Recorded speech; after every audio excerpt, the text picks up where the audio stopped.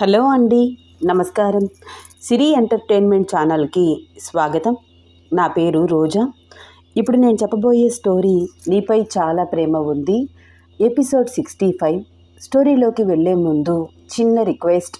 ఈ స్టోరీ మీకు నచ్చితే తప్పకుండా లైక్ చేయండి, షేర్ చేయండి, సబ్స్క్రైబ్ చేసి నన్ను ఎంకరేజ్ చేయండి. అలాగే ఇన్స్టాగ్రామ్లో కూడా నన్ను ఫాలో అవ్వండి.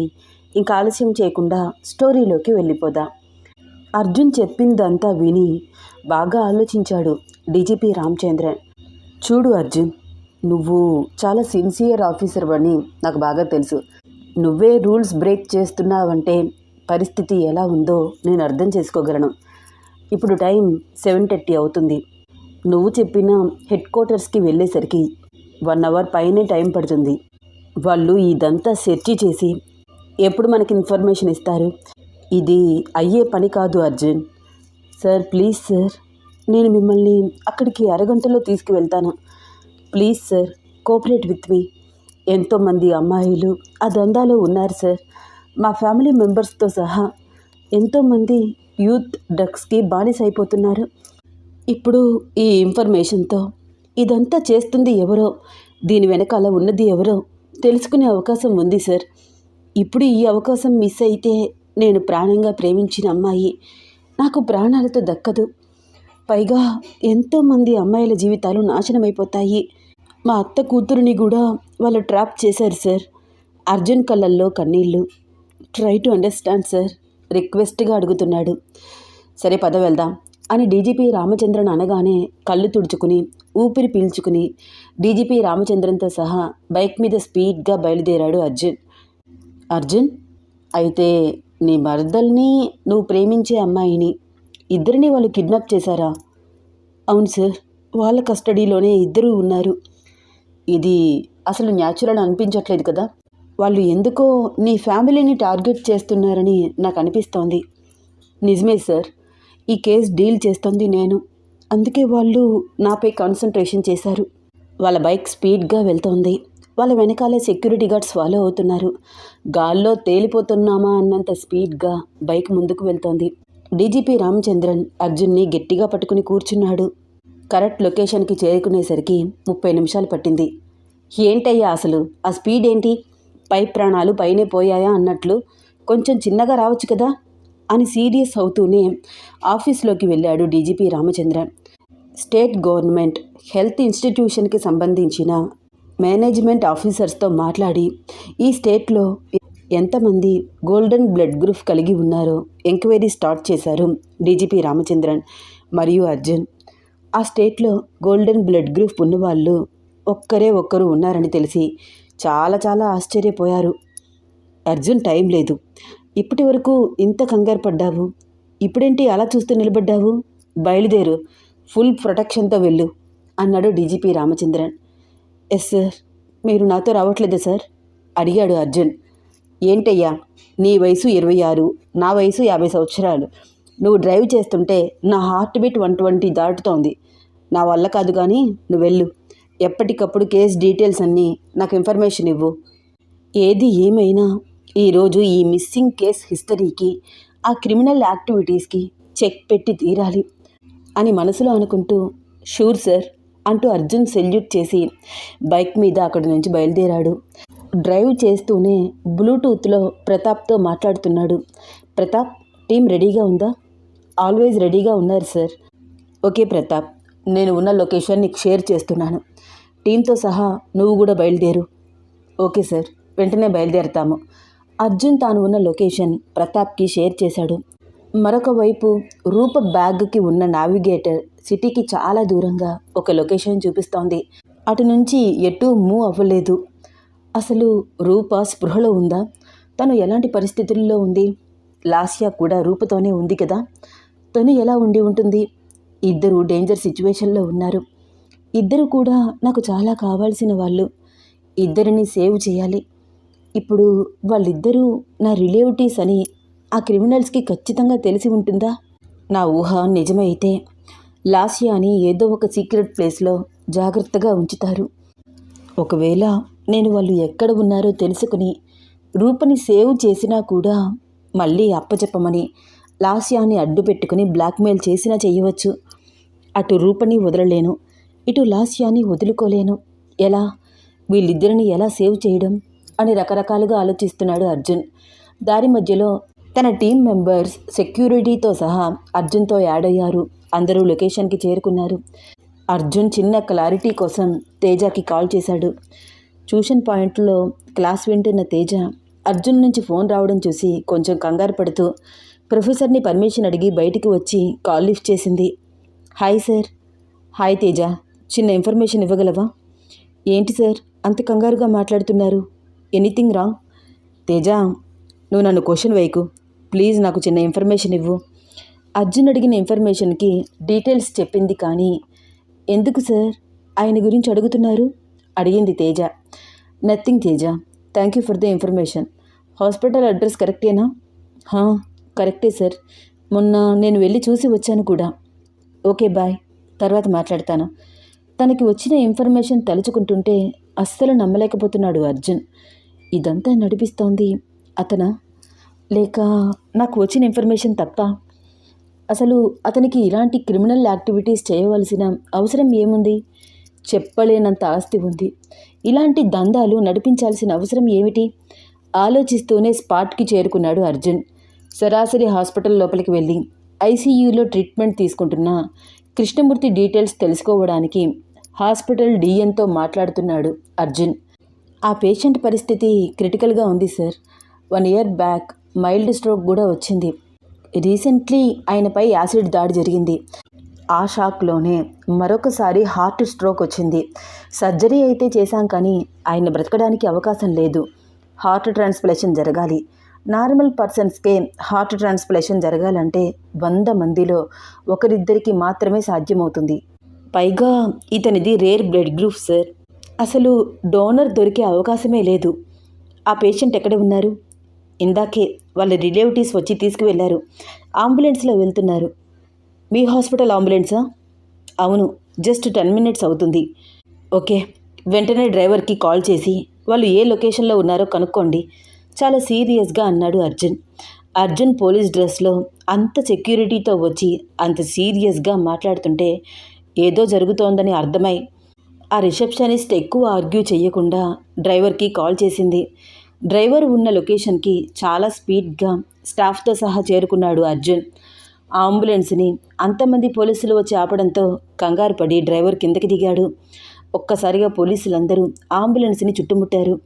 అంతమంది పోలీసులను చూసి కృష్ణమూర్తితో ఉన్న 4-5 క్రిమినల్స్ దాడి చేసి అంతమంది పోలీసుల నుంచి తప్పించుకోవడం కష్టమని గ్రహించి పోలీసులకు లొంగిపోయారు. కృష్ణమూర్తితో సహా క్రిమినల్స్ని కూడా కస్టడీలోకి తీసుకున్నాడు అర్జున్. కృష్ణమూర్తిని జాగ్రత్తగా పోలీస్ మెడికల్ కేర్ సెంటర్కి హుటాహుటిన తరలించారు. అర్జున్ మనసులో రకరకాల ప్రశ్నలు. అసలు ఇదంతా చేస్తోంది కృష్ణమూర్తి అయితే అతని కొడుకు అతని గురించి ఇన్ఫర్మేషన్ ఎందుకు ఇస్తాడు? మా డాడీపై దాడి జరిగింది అన్న విషయమే ఎవ్వరికీ చెప్పొద్దు అన్న వర్ధన్ వాళ్ళ డాడీ క్రిమినల్ అని ప్రపంచానికి తెలియాలని ఎందుకు అనుకుంటాడు? అసలు వర్ధన్ ఏం ఆలోచిస్తున్నాడు? ఇదంతా ఎందుకు చేస్తున్నాడు? కృష్ణమూర్తిపై దాడి జరిగినప్పటి నుంచి వర్ధన్తో ఒకడు రోజు కాలేజీకి వస్తున్నాడు. వర్ధన్ని క్షణం కూడా వదలట్లేదు. ఎవరు ఏంటి అని రూప అడిగిన ఫ్రెండ్ అని మాత్రమే చెప్తున్నాడు వర్ధన్. అతని డీటెయిల్స్ మాత్రం చెప్పట్లేదు. కానీ అతను ఒక క్రిమినల్ అని నాకు తెలుసు. లాస్యాన్ని ట్రాప్ చేసింది వాడే. ఈ మిస్సింగ్ కేసెస్లో అతనికి ఖచ్చితంగా హయ్యర్ పోస్టే ఉండి ఉండాలి. వర్ధన్ కృష్ణమూర్తి కొడుకు అయ్యి ఉంటే ఇలాంటి క్రిమినల్ యాక్టివిటీస్ అన్నిటి గురించి ఎప్పుడో తెలిసి ఉండాలి. పైగా ఇంకొకరికి భయపడాల్సిన అవసరం లేదు, కానీ భయపడుతున్నాడు. వాళ్ళకి తెలియకుండా చిన్న చిన్న క్లూస్ మాకిస్తున్నాడు అని రకరకాలుగా ఆలోచిస్తూ రూపని సేవ్ చేయడానికి టీంతో సహా బయలుదేరాడు అర్జున్. రూప బ్యాగ్కి ఉన్న నావిగేటర్ చూపిస్తున్న లొకేషన్కి అర్జున్ టీంతో సహా చేరుకున్నాడు. చుట్టూరా ఒక్కరు కూడా కనిపించట్లేదు. నిర్మానుష్యమైన ప్రదేశం. అటువైపు జనసంచారమే లేనట్లు భయంకరమైన వాతావరణం. అంతా చీకటి. టార్చ్ లైట్ వేసి చుట్టూరా ఉన్న ప్రదేశాలను అబ్జర్వ్ చేస్తున్నాడు అర్జున్. ఎటు చూసిన చెట్లు. అలా ముందుకు వెళ్తుంటే రూప బ్యాగ్ దారిలో కింద పడేసి ఉంది. బ్యాగ్ ఇక్కడ ఉందేంటి? అసలు రూపా వాళ్ళు ఎక్కడ ఉండి ఉంటారు? చుట్టూరా పరిశీలనగా చూశాడు అర్జున్. వాళ్ళని దారి తప్పించడానికి మాత్రమే ఆ బ్యాగ్ అక్కడ పడేశారని చాలా ఈజీగా అర్థమయ్యింది అర్జున్కి. ఒక్క నిమిషం బుర్ర పని చేయలేదు. వాళ్ళు ఇప్పటి వరకు చేసిన ప్రయత్నం అంతా వృధా అని నీరసించిపోయాడు. అలా తలపట్టుకుని ఒక నిమిషం అలాగే కూర్చున్నాడు. అసలేం జరుగుతోంది?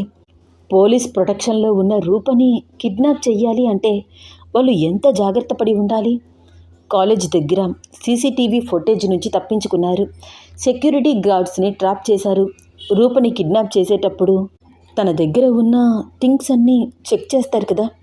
వాళ్ళకి ఎటువంటి ప్రమాదం రాకూడదని ఇంత చిన్న విషయం నేనెలా నెగ్లెక్ట్ చేశాను? అంత దూరం ఆలోచించలేకపోయాను.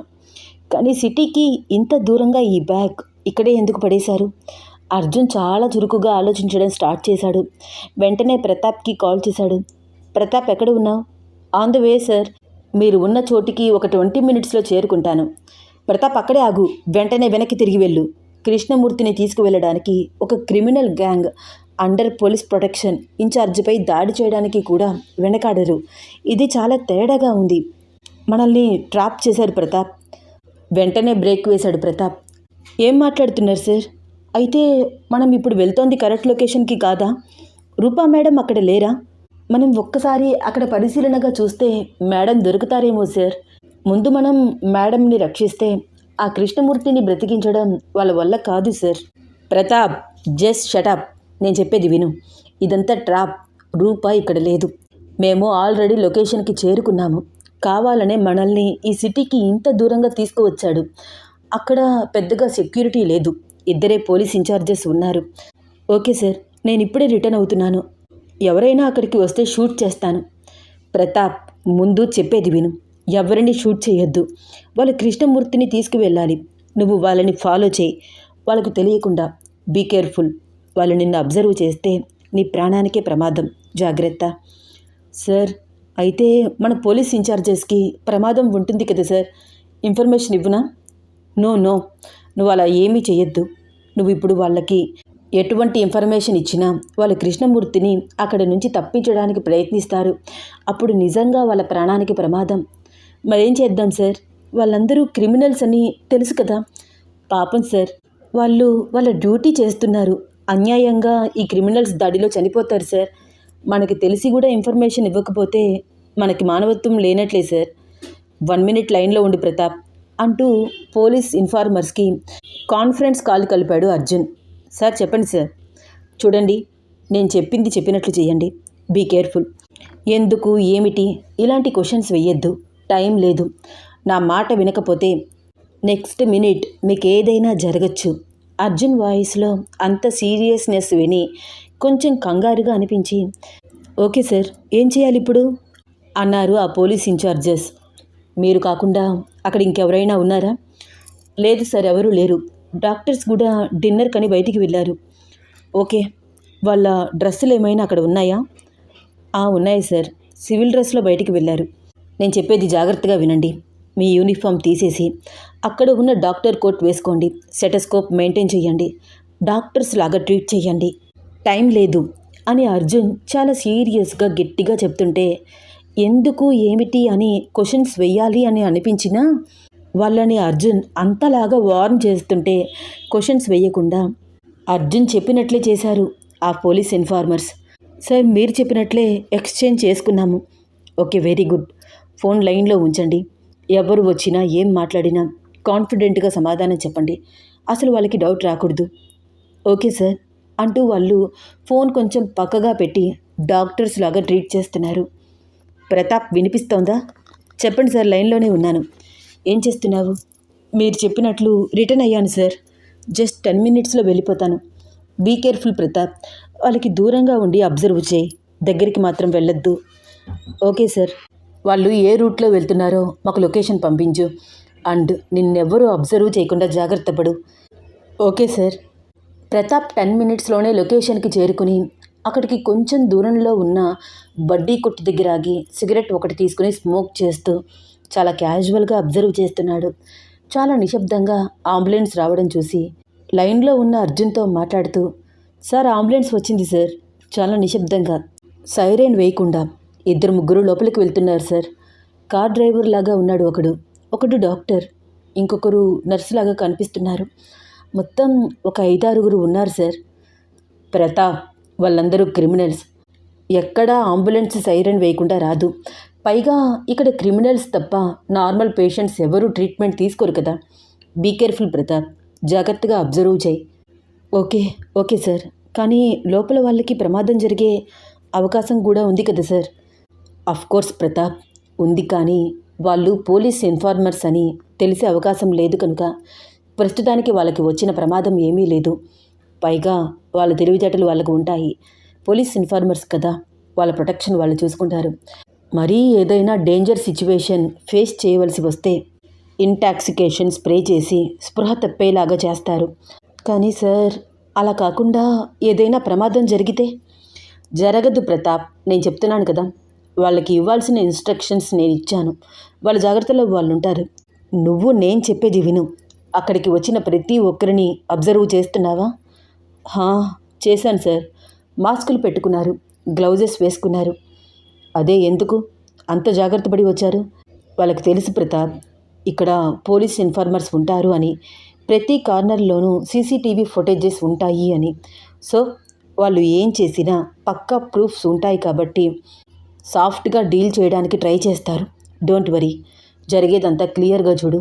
కృష్ణమూర్తిని వాళ్ళు గనక తీసుకుని వెళ్తుంటే ఖచ్చితంగా వాళ్ళు క్రిమినల్సే. వాళ్ళు ఏ రూట్లో వెళ్తున్నారో అబ్జర్వ్ చేసి నాకు వెంటనే ఇన్ఫర్మేషన్ ఇవ్వు. ఓకే సార్ అంటూ ప్రతాప్ అబ్జర్వ్ చేస్తూ నుంచున్నాడు. అర్జున్ చెప్పినట్లే యాజ్ టీజ్గా జరుగుతోంది అక్కడ. లోపలికి వెళ్ళిన వీళ్ళు అక్కడ ఉన్న పోలీస్ ఇన్ఫార్మర్స్ని చూసి డాక్టర్స్ అనుకుని చంపకుండా స్పృహ తప్పేలాగా చేసి కృష్ణమూర్తిని స్ట్రెక్చర్పై అంబులెన్స్లోకి తరలిస్తున్నారు. సార్, వాళ్ళు కృష్ణమూర్తిని తీసుకువెళ్తున్నారు సార్. ప్రతాప్, కంగారు పడకు, అబ్జర్వ్ చేయి. వాళ్ళు ఏ రూట్లో వెళ్తున్నారో ఎప్పటికప్పుడు వాళ్ళని ఫాలో చేస్తూ డీటెయిల్స్ మాకు ఫార్వర్డ్ చేయి. Take care. ఓకే సార్ అంటూ బ్లూటూత్లో అర్జున్తో మాట్లాడుతూనే వాళ్ళకి కాస్త దూరంలో ఫాలో చేస్తూ ఎప్పటికప్పుడు లొకేషన్ని షేర్ చేస్తున్నాడు ప్రతాప్. ప్రతాప్ పంపించిన డీటెయిల్స్ అన్నీ చూసి స్ట్రేంజ్గా ఫీల్ అవుతున్నాడు అర్జున్. ప్రతాప్ పంపించిన రూట్లో వెళ్తే కాస్త దూరంలోనే ఆ సిటీలోనే నెంబర్ 1 హాస్పిటల్ ఉందని అర్జున్ గెస్ చేసి ఆలోచిస్తూ ప్రతాప్ పంపించిన లొకేషన్ని అబ్జర్వ్ చేస్తూ ఫాస్ట్గా అక్కడికి చేరుకున్నాడు. అర్జున్ టీంతో సహా కృష్ణమూర్తిని వెంటనే అంబులెన్స్లో నుంచి దించి హుటాహుటిన హాస్పిటల్ లోపలికి తీసుకువెళ్తున్నారు. ప్రతాప్ వాళ్ళని దూరం నుంచే గమనిస్తూ వాళ్ళ కంట పడకుండా జాగ్రత్త పడుతున్నాడు. సిటీలోనే చాలా పెద్ద మల్టీ స్పెషాలిటీ హాస్పిటల్ అది. ప్రతాప్, నువ్వు ఎక్కడున్నావు? సార్, హాస్పిటల్ దగ్గర ఉన్నాను. వీళ్ళు కృష్ణమూర్తిని హాస్పిటల్ లోపలికి తీసుకువెళ్తున్నారు. అయితే ఇప్పుడే ఏదైనా ఆపరేషన్ ఉంది అంటారా సార్? లేదు ప్రతాప్, అలా జరిగే అవకాశం లేదు, కానీ నువ్వు ముందు హాస్పిటల్ లోపలికి వెళ్ళు. ఓకే సార్, వెళ్తున్నాను. వాళ్ళని అబ్జర్వ్ చేస్తున్నావా? ఇక్కడ ఏదో జరుగుతోంది సార్. కృష్ణమూర్తిని ఏదో రూమ్లోకి తీసుకువెళ్తున్నారు. ఒక్క నిమిషం అబ్జర్వ్ చేశాడు ప్రతాప్. సార్, అతనికి ఫుల్ బాడీ స్కానింగ్ తీస్తున్నారు. నిమిషాల్లో డాక్టర్స్ అందరూ అతని చుట్టూ చేరారు. ఏ పేషెంట్కి ఇంత త్వరగా ట్రీట్మెంట్ మొదలుపెట్టరు కదా సార్. ఎక్కడైనా డాక్టర్స్ కోసం పేషెంట్స్ వెయిట్ చేస్తారు, కానీ ఇక్కడ పేషెంట్ గురించే డాక్టర్స్ వెయిట్ చేస్తున్నారు. అంబులెన్స్లో నుంచి కృష్ణమూర్తి లోపలికి రాగానే వెంటనే నిమిషాల్లో ఏదో ట్రీట్మెంట్ స్టార్ట్ చేశారు సార్. ఇలా నార్మల్ మనుషులకైతే జరగదు కదా సార్. అడ్మిషన్ తీసుకోవాలి, చాలా తతంగం ఉంటుంది. ఓకే ప్రతాప్, చుట్టూ చూడు ప్రతాప్. స్ట్రేంజ్గా ఎవరైనా కనిపిస్తున్నారా? ఏమో సార్, అందరూ డాక్టర్స్ లాగానే ఉన్నారు. నువ్వు అలా దిక్కులు చూస్తూ వాళ్ళని గమనిస్తూ ఉంటే నీ మీద ఖచ్చితంగా వాళ్ళకి డౌట్ వస్తుంది. హాస్పిటల్లో నీ పేరు, నీ డీటెయిల్స్ మార్చి టోకెన్ తీసుకుని ఒక పేషెంట్ లాగా నువ్వు కూడా అక్కడ కూర్చో. అలాగే సార్ అంటూ అర్జున్ చెప్పినట్లే టోకెన్ తీసుకుని కూర్చున్నాడు ప్రతాప్. ఓకే ప్రతాప్, వాళ్ళని అబ్జర్వ్ చేస్తూ ఉండు. కృష్ణమూర్తికి ఏ టెస్టులు చేయిస్తున్నారో గమనించు. అలాగే సార్. ఇంతకీ మీరెక్కడ ఉన్నారు సార్? ఎప్పుడు వస్తారు?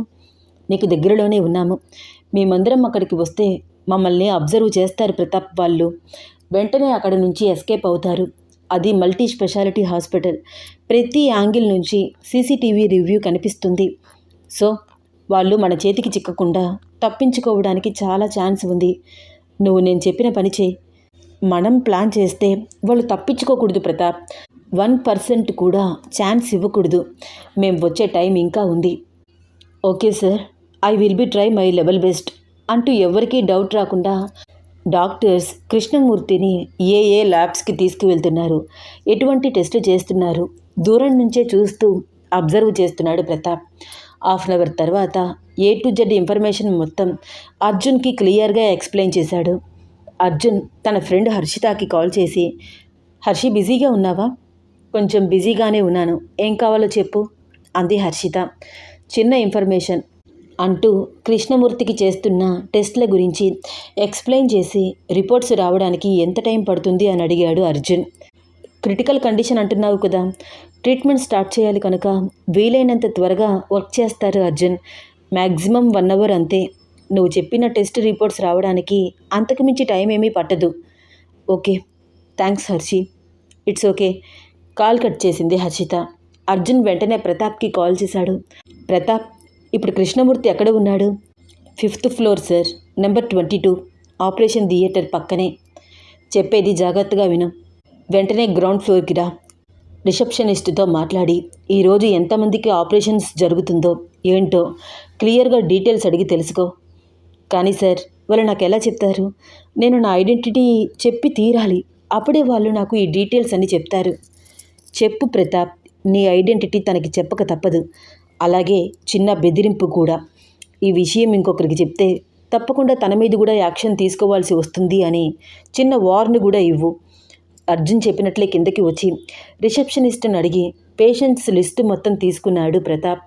ఆ లిస్టు మొత్తం వెంటనే అర్జున్కి ఫార్వర్డ్ చేశాడు.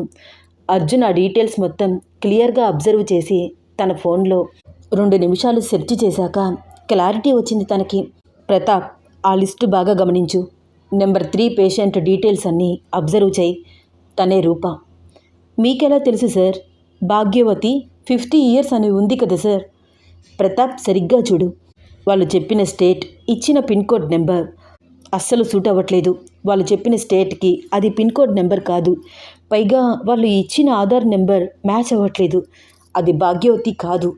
వాళ్ళు ఆ పేషెంట్కి ఇచ్చిన ప్రతి information wrong information. Okay sir, ఇప్పుడు నన్నేం చేయమంటారు? చూడు ప్రతాప్, ఆపరేషన్ థియేటర్లోకి వెళ్లకుండా ఏ పేషెంట్కి కూడా అనస్థీషియా ఇవ్వరు.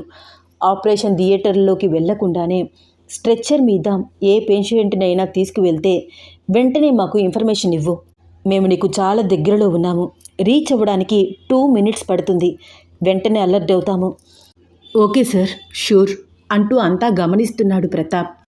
మరొక వైపు అర్జున్ తన టీం మెంబర్స్లో కొంతమందిని సెలెక్ట్ చేసి టీం మెయింటెనెన్స్ మొత్తం రాఘవ అనే సుపీరియంట్ ఆఫీసర్కి అప్పజెప్పి వర్ధన్ని ఎలాగైనా ట్రాప్ చేసి కస్టడీలోకి తీసుకోమని, అది ఎలా ఉండాలి అంటే వర్ధన్ పోలీసుల కస్టడీలో ఉన్నట్లు ఎవ్వరికీ తెలియకుండా చాలా న్యాచురల్గా డౌట్ రాకుండా ప్లాన్ చేయమని ఆర్డర్ వేశారు. ఒక 20 మంది టీం మెంబర్స్ అందరూ హాస్పిటల్ దగ్గర సివిల్ డ్రెస్లో ఎవరికి వాళ్ళు అలర్ట్గా ఉన్నారు.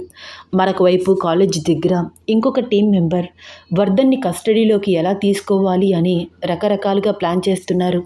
అర్జున్ చెప్పిన ప్రతి విషయం గుర్తుంచుకొని బాగా అబ్జర్వ్ చేస్తున్నాడు ప్రతాప్. ఒకరి తర్వాత ఒకరిని ఆపరేషన్ థియేటర్లోకి తీసుకువెళ్తున్నారు.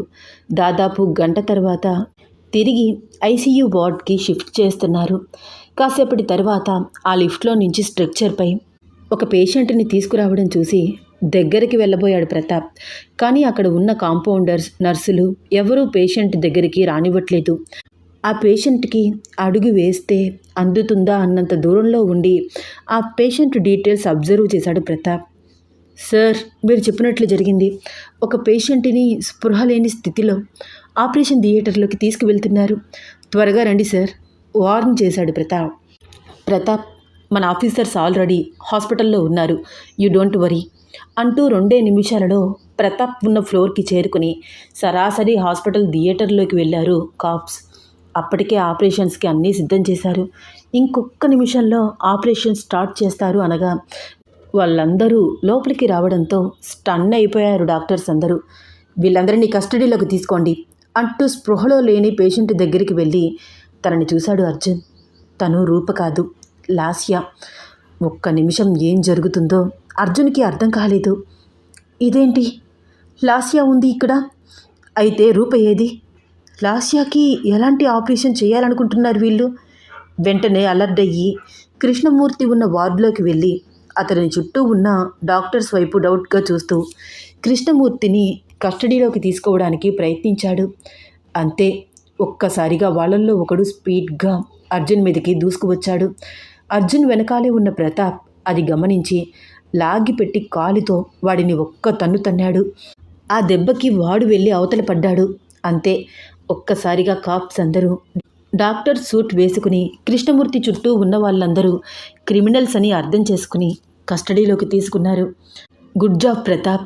మెచ్చుకోలుగా ప్రతాప్ వైపు చూస్తూ వెంటనే ఈ హాస్పిటల్ డిఎన్తో మాట్లాడాలి. అసలు ఏం జరుగుతోంది ఈ హాస్పిటల్ లోపల? వీడిని వెంటనే వేరే హాస్పిటల్కి షిఫ్ట్ చేసి సెక్యూరిటీ పెంచండి. అర్జున్ చెప్పినట్లే వెంటనే కృష్ణమూర్తిని ఫుల్ సెక్యూరిటీతో పోలీస్ కస్టడీలో ఉన్న హాస్పిటల్లో చేర్చారు. లాస్యాకి కూడా ట్రీట్మెంట్ మొదలుపెట్టారు. దాదాపు 6 months నుంచి తను డ్రగ్స్ తీసుకుంటోంది అని, రికవరీ అవ్వాలి అంటే చాలా టైం పడుతుందని చాలా క్లారిటీగా ఖచ్చితంగా చెప్పారు doctors. Sir, if you don't mind, rules is rules కదా సార్. ఏంటి ప్రతాప్ ఆలోచిస్తున్నావు? నీ డ్యూటీ నువ్వు చేయి. కేసు రిజిస్టర్ చెయ్యండి. తప్పు చేస్తే ఎవరికైనా శిక్ష పడాల్సిందే, బాధగా నిట్టూరుస్తూ అన్నాడు అర్జున్. లాస్య డ్రగ్స్ తీసుకుంటున్నందుకు తన మీద కేసు ఫైల్ చేయాల్సి వచ్చింది. అర్జున్ ఒంటరిగా కూర్చుని ఏదో ఆలోచిస్తున్నాడు. ఏంటి సార్, ఏం ఆలోచిస్తున్నారు? మీరు చేసిన ఈ ఆపరేషన్లో మనం సక్సెస్ అయినట్లే కదా సార్. ఆ అమ్మాయి ప్రాణాలతో దక్కింది అన్నాడు కానిస్టేబుల్ నారాయణ. లేదు నారాయణ గారు, ఇంకా మనం సక్సెస్ చూడలేదు. ఈ మిస్టరీ ముడిని నేను ఇంకా తీయలేకపోతున్నాను. రూప ఉండాల్సిన ప్లేస్లో లాస్య ఉంటుందని నేను అస్సలు ఊహించలేదు. అసలేం జరుగుతుందో అర్థం కావట్లేదు. రూప ఏమైంది? అర్జున్ అలా ఆలోచిస్తూ ఉండడం చూసి, సార్, నేను ఇలా అడుగుతున్నానని ఏమీ అనుకోవద్దు. మేడం గారు చక్కగా అందంగా ఉంటారు. చూడగానే ఎవరైనా అట్రాక్ట్ అవుతారు. ఏం మాట్లాడుతున్నారు నారాయణ గారు? అది కాదు సార్, ఒకవేళ వాళ్ళు ఏదైనా చెడ్డగా ఆలోచించి ఉండొచ్చు కదా సార్. ఇంట్లో ఉన్న ఆడపిల్లలకి కూడా ఈ రోజుల్లో సేఫ్టీ లేదు కదా సార్. అలాంటిది ఇప్పుడు మేడం క్రిమినల్స్ మధ్య ఉంది. పైగా మనకి దొరికిన అమ్మాయిలందరూ అత్యాచారానికి గురైన వాళ్ళే కదా సార్. నారాయణ మాటలు వింటుంటే అస్సలే టెన్షన్గా ఉన్న అర్జున్కి ఇంకా ఇంకా టెన్షన్గా అనిపిస్తోంది. ఆలోచిస్తుంటే తలలో నరాలు చిట్లిపోతున్నాయా అనిపిస్తోంది. తల పట్టుకుని అలాగే కూర్చుని మౌనంగా ఉండిపోయాడు. రకరకాల ఆలోచనలు, మనసంతా బాధ. ప్రాణంగా ప్రేమించిన అమ్మాయిని కూడా కాపాడుకోలేకపోయాను. ఇంకెందుకు నాకు ఈ పోలీస్ జాబ్? నేను తనకి మాటిచ్చాను, నేను చాలా బాగా చూసుకుంటాను అని. కానీ ఆ మాటని నిలబెట్టుకోలేకపోయాను. చాలా చాలా బాధగా అనిపిస్తోంది అర్జున్కి. నారాయణ అన్నట్లు జరగకూడదు. ఎలాగైనా రూపని సేవ్ చేయాలి. కళ్ళు తుడుచుకుని పక్కనే నిలబడి ఉన్న నారాయణ వైపు చూస్తూ, ప్లీజ్ నారాయణ గారు, నన్ను ఒంటరిగా వదిలేయండి. మీరు నాకు కొంచెం దూరంగా ఉండండి అని సీరియస్గా చెప్పాడు. నారాయణ ఏమీ మాట్లాడకుండా పక్కకు వెళ్ళిపోయాడు. హ్యాండ్ వాచ్ చూసుకున్నాడు. అప్పుడే రూప మిస్ అయ్యి 3 గంటలు అవుతుంది. తను ఎలా ఉందో, ఏం చేస్తుందో. అర్జున్ కళ్ళల్లో కన్నీళ్ళు. నీకేమీ కానివ్వను రూపా, నీకేమీ కానివ్వను. కృష్ణమూర్తి నా కస్టడీలో ఉండగా వాళ్ళెవరూ రూపని ఏమీ చేయలేరు. ఎందుకంటే వాళ్ళకి కృష్ణమూర్తి ప్రాణాలతో కావాలి. సో రూపతో వాళ్ళకి చాలా పని ఉంది. అసలు ఏం జరిగి ఉంటుంది? లాస్య ఉండాల్సిన ప్లేస్లో రూప ఎలా వచ్చింది? వర్ధన్ వాళ్ళ నాన్న చావు బ్రతుకుల్లో ఉన్నాడని తెలిసి కూడా ఇప్పటి వరకు ఒక్కసారి కూడా ఎందుకు హాస్పిటల్కి రాలేదు? తండ్రి ఇలా చావు బ్రతుకుల మధ్య ఉంటే ఏమీ పట్టనట్లు తను కాలేజ్కి వెళ్తున్నాడా? కంటికి కనిపించకుండా ఇదంతా నడిపిస్తోంది ఎవడు? వాడెవడో కానీ ఈ కృష్ణమూర్తి ప్రాణాలు కాపాడడానికి చాలా ఫైట్ చేస్తున్నాడు. అసలు వాడెవడు? కృష్ణమూర్తిపై రూప యాసిడ్ దాడి చేసినప్పుడు వర్ధన్లో కనిపించిన బాధ ఇప్పుడెందుకు కనిపించట్లేదు? అసలు ఏమీ జరగనట్లు ఎలా ఉండగలుగుతున్నాడు అనుకుంటూ సబ్ ఇన్స్పెక్టర్ రాఘవకి కాల్ చేశాడు అర్జున్. ఏంటి రాఘవ, వర్ధన్ని కస్టడీలోకి తీసుకున్నావా? సార్, చీకటి పడింది, మేమేమో కాలేజ్ బయట ఉన్నాము, అతనేమో బయటికి రావట్లేదు. ఏం చేయమంటారు సార్? చూడండి రాఘవ, ఎంతోమంది పోలీసులలో మిమ్మల్ని సెర్చ్ చేసి చాలా నమ్మకంగా ఈ ఆపరేషన్ కోసం సెలెక్ట్ చేశాను. బ్రెయిన్ వాడండి, అతన్ని ఎలాగైనా కస్టడీలోకి తీసుకోండి చెప్పి కాల్ కట్ చేశాడు అర్జున్. ఈ స్టోరీలో నెక్స్ట్ ఏమవుతుంది తెలుసుకోవాలని ఉందా? అయితే వచ్చే ఎపిసోడ్ కోసం వెయిట్ చేస్తూ ఉండండి. ఈ స్టోరీ మీకు నచ్చితే తప్పకుండా లైక్ చేయండి, షేర్ చేయండి, సబ్స్క్రైబ్ చేసి నన్ను ఎంకరేజ్ చేయండి. అలాగే ఇన్స్టాగ్రామ్లో కూడా నన్ను ఫాలో అవ్వండి. ధన్యవాదాలు.